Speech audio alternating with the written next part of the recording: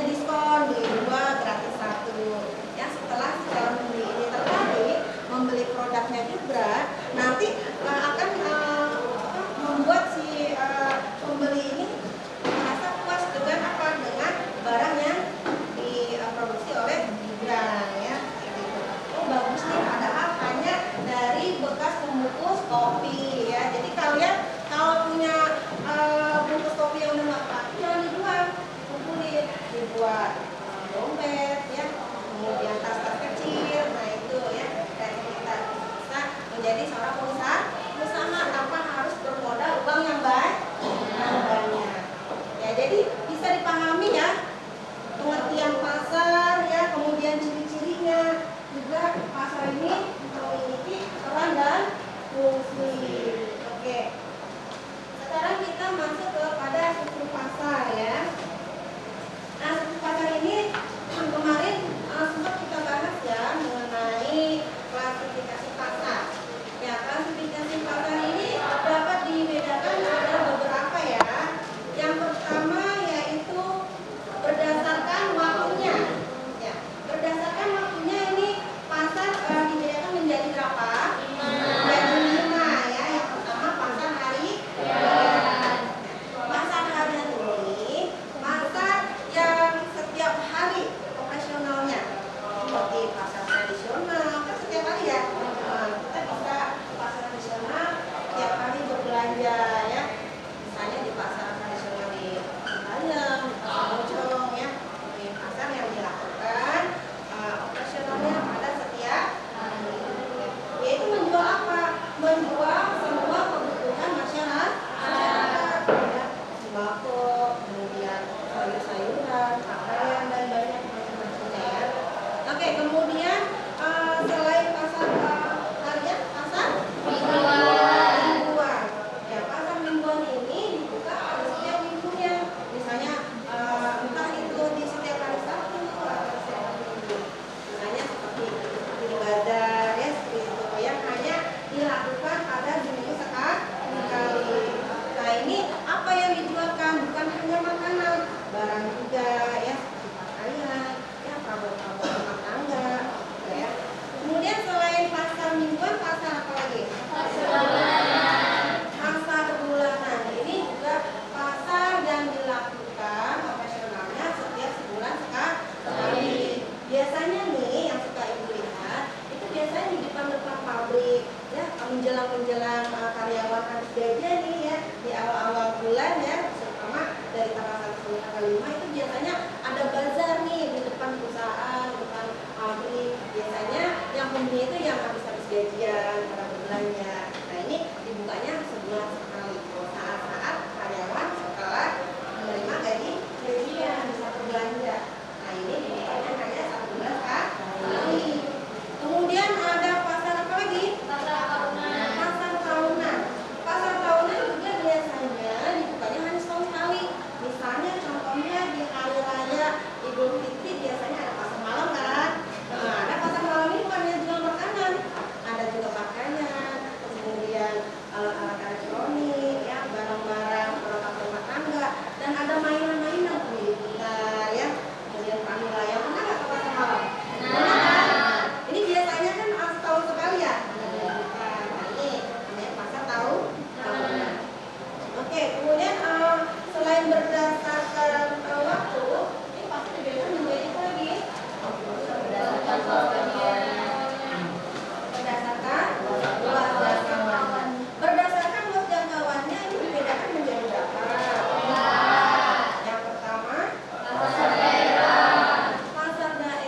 Nah, pasar daerah ini pasar yang memang ada di sebuah daerah saja, yang memang bisa memenuhi kebutuhan di daerah setempat. Misalnya di daerah Jawa, ya, misalnya di daerah Jawa itu terdapat beberapa masyarakat yang memang terbiasa menggunakan batik. Jadi di daerah itu kebanyakan yang menjual batik karena memang masyarakatnya setiap hari-harinya menggunakan pakaian batik, gitu, ya. Kemudian pasar apa lagi? Pasar lokal. Ya, ini pasar lokal ini yang memang dibukanya di setiap wilayah wilayah itu saja, di lokal itu ya, misalnya di Citayam ya, Citayam, kemudian misalnya di Bojonggede ya, hanya menjual beberapa yang membutuhkan di wilayah itu ya. Oke, kemudian apa lagi? Pasar nasional. Pasar nasional ini juga sama ya, di sebuah tempat yang memang menjual kebutuhan masyarakat masyarakat, misalnya di Tanah Abang kan ada banyak ya pasar pakaian.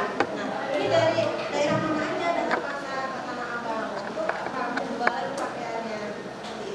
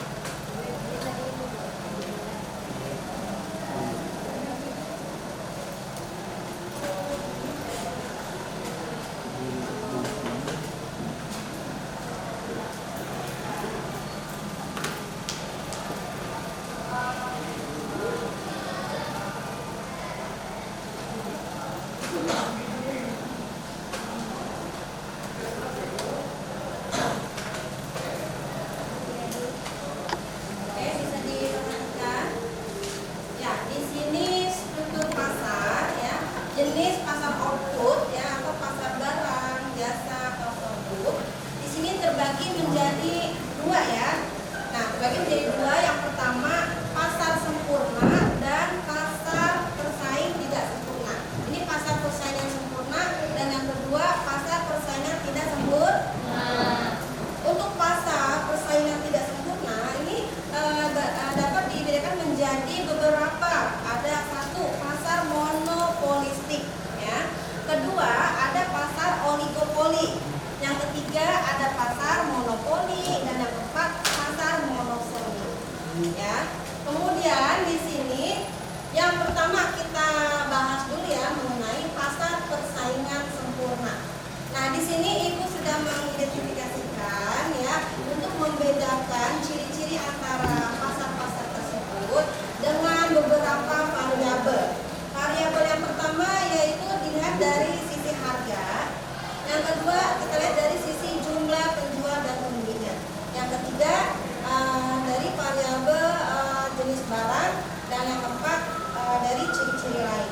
Kita lihat dulu ya dari jenis variabel harga ya. Dilihat dari sisi harga, pasar persaingan sempurna ini sistemnya price taker, yaitu tidak seperti pasar monopolistik ya. Price taker ini maksudnya adalah bisa ditawar ya atau tawar menawar. Contohnya yaitu pasar tradisional. Kan kalau kita berbelanja di pasar tradisional bisa tawar menawar ya antara pihak penjual dan pembeli. Nah, pasar persaingan sempurna ini dari sisi harganya yaitu price taker, artinya bisa ditawar atau tawar menawar. Nah, nanti baru disepakati harganya ya. Ini kalau dilihat dari sisi harga. Kemudian kita lihat lagi dari variabel sisi jumlah penjual dan pembelinya, yaitu untuk pasar persaingan sempurna ini jumlah penjual dan pembelinya banyak penjual, banyak pembeli. Kan kalau di pasar tradisional penjualnya banyak ya, kemudian pembelinya juga banyak. Ini kalau dilihat dari variabel dari sisi jumlah penjual dan pembeli. Kemudian jika kita lihat dari variabel sisi jenis barangnya, ini homogen. Artinya homogen itu adalah sejenis ya. Jadi sejenis ini misalnya makanan, jenis makanan ya. Tetapi di sini walaupun sejenis tapi yang jual makanannya banyak karena penjualnya banyak. Misalnya makanan umpama contoh jenis roti, makanan roti. Kan ada roti bakar ya, ada kemudian roti seperti gejolonan ya, seperti itu ya. Kemudian makanan lain misalnya seperti contoh, siapa yang bisa contoh kalau misalnya dari jenis makanan selain roti? Ya, siapa yang bisa mencontohkan? Ya, selain roti kan di pasar banyak makanannya. Umpama contohnya nasi, ya kan ada nasi padang ya, di pasar tradisional itu ada ya nasi padang ya. Kemudian nasi apa lagi, nasi uduk ya, seperti itu ya. Walaupun jenisnya sama ya, homogen tapi penjualnya banyak. Oke. Kemudian ciri lain untuk pasar persaingan sempurna yaitu penjual dan pembelinya ini bebas keluar masuk pasar. Artinya kalau kita berbelanja di pasar tradisional kan ini kita bebas ya, kita bebas keluar, bebas masuk, dan kita juga bebas menentukan barang yang kita beli. Misalnya kita tidak cocok dengan harga di toko si A, misalnya toko baju yang ini harganya terlalu mahal ya, misalnya kita mau cari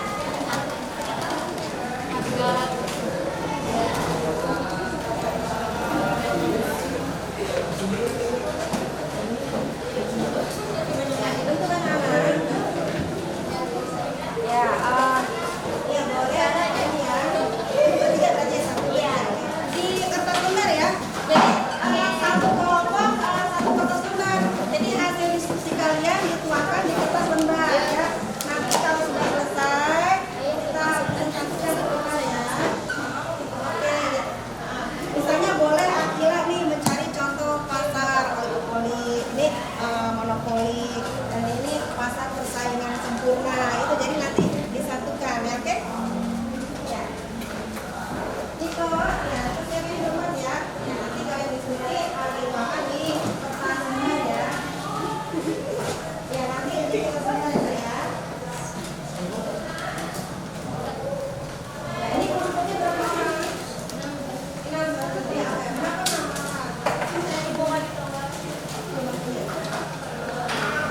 Nah, ini boleh ini misalnya ayo mencari contoh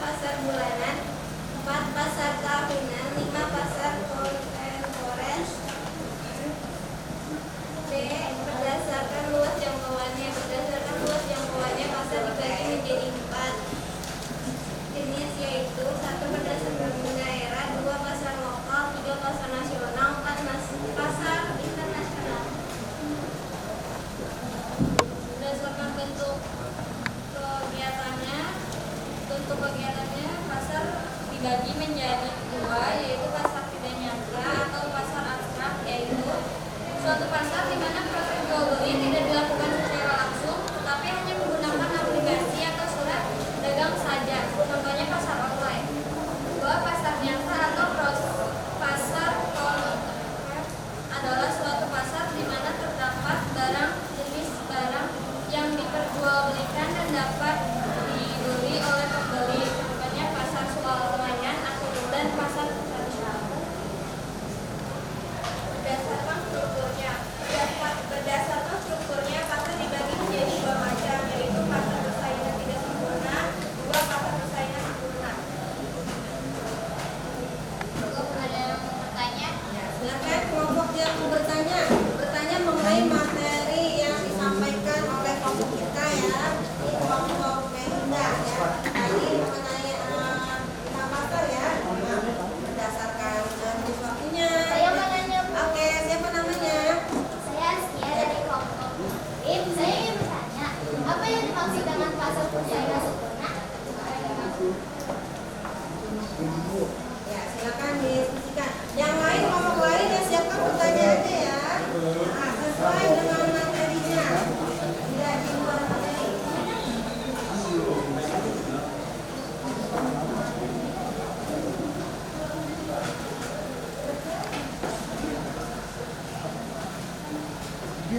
Nah, pertanyaannya tidak boleh sama ya.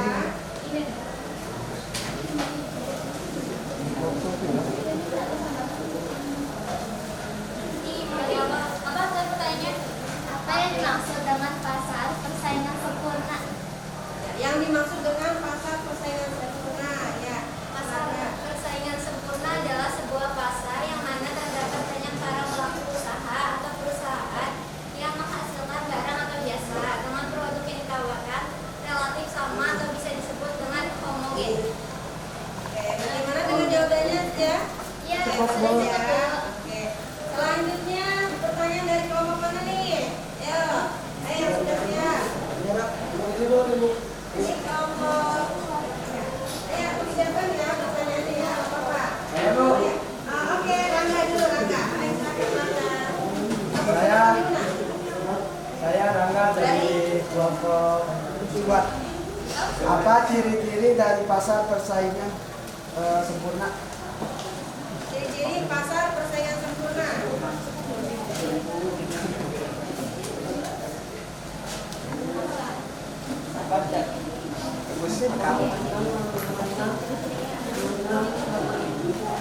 Nah, ini Ini akan dijawab ya. Ciri pasar persaingan sempurna yaitu ada 6. 1. Penjualan dan pembelian sangat banyak. 2. Produk bersifat homogen. 3. Produsen dan konsumen bebas keluar masuk pasar. 4. Konsumen mengetahui kondisi pasar. 5. Faktor produksi bergerak bebas karena banyaknya jumlah produsen. 6. Harga pasar ditentukan oleh permintaan dan penawaran. ya, bagaimana jawabannya? Cukup. Betul ya. Oke, pintar. Berikutnya siapa lagi yang mau bertanya? Oke, kelompok mana nih? Berdiri nak. Kenalkan namanya. Nama saya Radiansyah dari kelompok Nemo. Saya ingin bertanya, sebutkan apa saja ciri-ciri pasar persaingan tidak sempurna. Iya.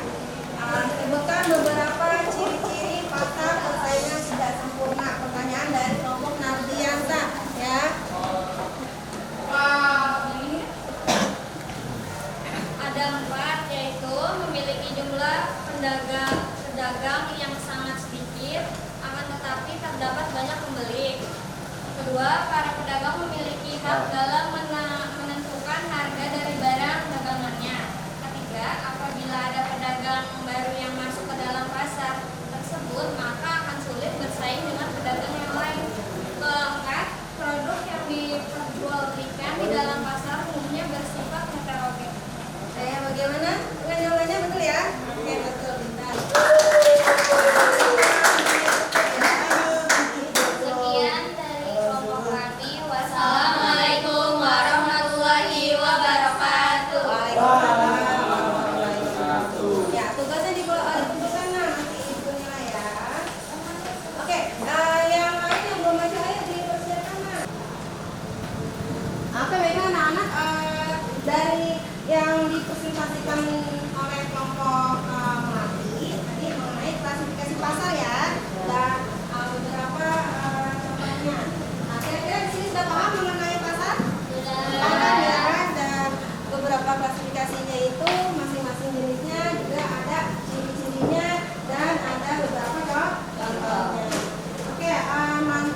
di pertemuan berikutnya kita masih berkaitan dengan materi ini. Yang belum kebagian waktu untuk presentasi ke depan, kita lanjut di pertemuan berikutnya ya. Oke, anak-anak boleh kembali ke tempat duduknya masing-masing untuk presentasi karena waktunya sedikit lagi ya habis ya. Kalian juga di pelajaran yang apa dulunya. Nah, jadi kita lanjutkan di pertemuan selanjutnya ya. Oke, nanti di pertemuan berikutnya kita akan membahas lagi mengenai struktur pasar ya. Kita bahas lebih terinci lagi mengenai ciri-ciri dan contoh-contohnya. Dan Ibu